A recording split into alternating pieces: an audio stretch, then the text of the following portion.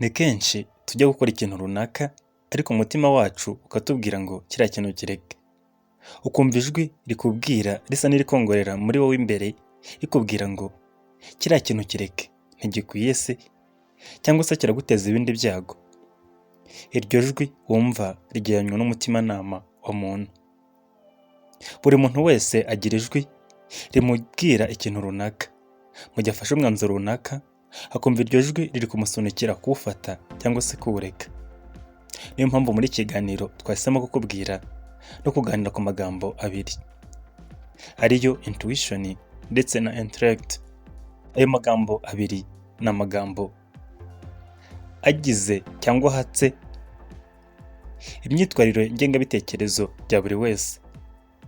Ni amagambo agenderwaho, ubashije kuyumva neza ushobora kuyakoresha kandi bikakugirira akamaro.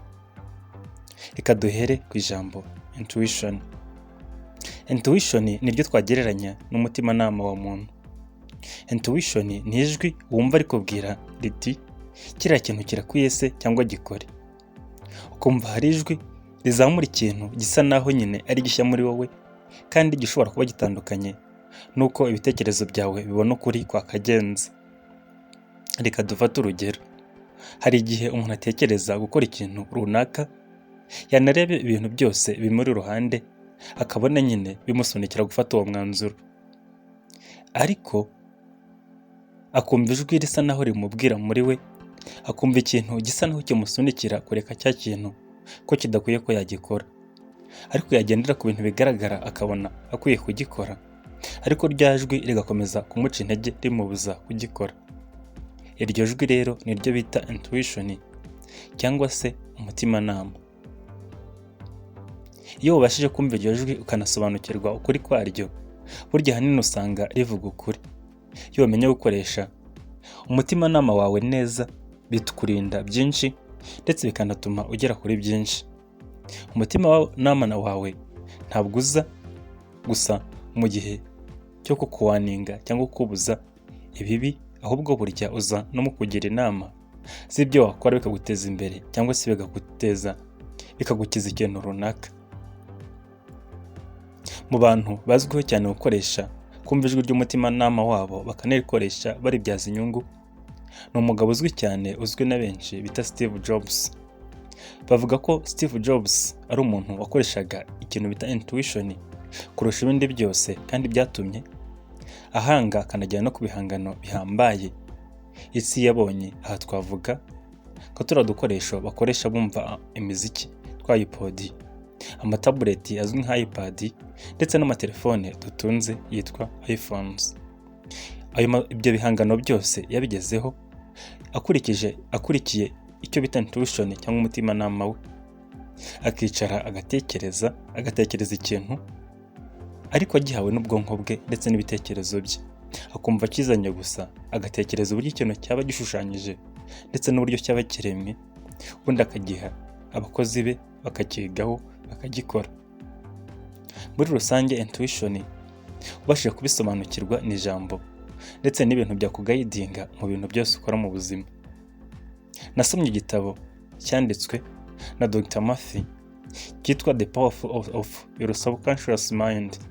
Ugenekereje mu Kinyarwanda ni ukuvuga imbaraga z'ibitekerezo byawe bitagaragara cyangwa ibyo bitekerezo byawe bisa naho bihishe imbere muri wowe. Iki gitabo gisobanura neza intuition ndetse n'uburyo warikoresha. Kivuga ko kugira ngo ukoreshe umutimanama wawe ari ugusobanukirwa icyo wowe wifuza, ubundi ugasobanukirwa no gusoma no gusobanukirwa icyo ukubwira.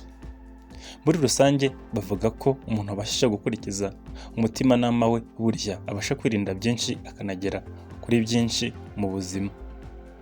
Reka rero tuvuge ku ijambo rya kabiri tunarihuza n'iryo rya mbere. Ijambo rya kabiri ni ryo bita intellect. Intellect urumva nyine havaho ijambo intellectual cyangwa ubumenyi n'ubuhanga.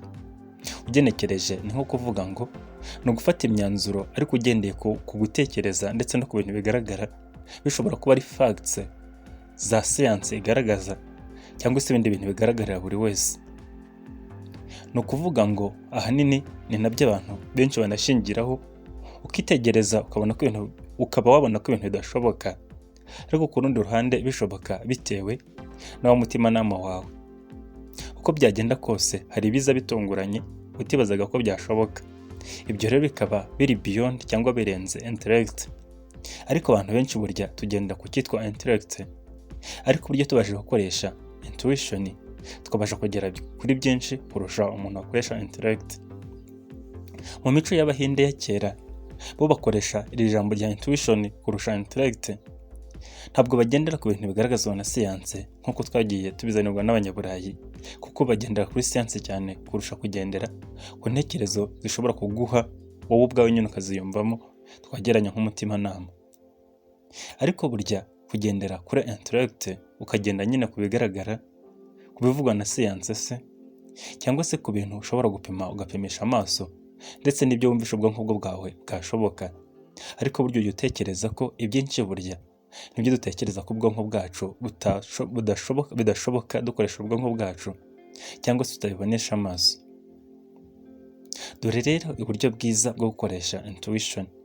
Muri rusange ni byiza ko wakoresha iri jambo intuition, umutimanama wawe, kurusha uko wakoresha intellect.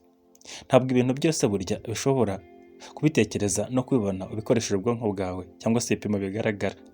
Uko byagenda kose hari ibintu biba birenze imitekerereze yacu, ariko tukaba twakoresha umutimanama wacu ndetse n'ijwi utubwira tukabasha kubigeraho, ndetse no kwikura muri byinshi tugatera intambwe mu buzima. Uko byagenda kose iyo ukoresha intellect bituma ucika intege, bigatuma wiyumvamo ko uri umunyantege nke, kiriya kintu kidashoboka mu buzima bwawe. Ariko burya bavuga ko ijambo ndetse n'ibitekerezo byiza ari ingabo itera mu bitugu ubifite, bigatuma agera kuri byinshi agatsinda mu buzima. Iyo ubashije rero kubihuza, ugahuza gukoresha umutimanama wawe ndetse ukiyumvisha ko ibintu bishoboka naho abandi babona ko bidashoboka, ariko ibitekerezo byawe bikabona ko bya bintu bishoboka, nta kabuza 80% bya bintu bigeraho. Rero iyo ubashije kugendera cyane kuri intuition kurusha intellect ugera kuri byinshi mu buzima.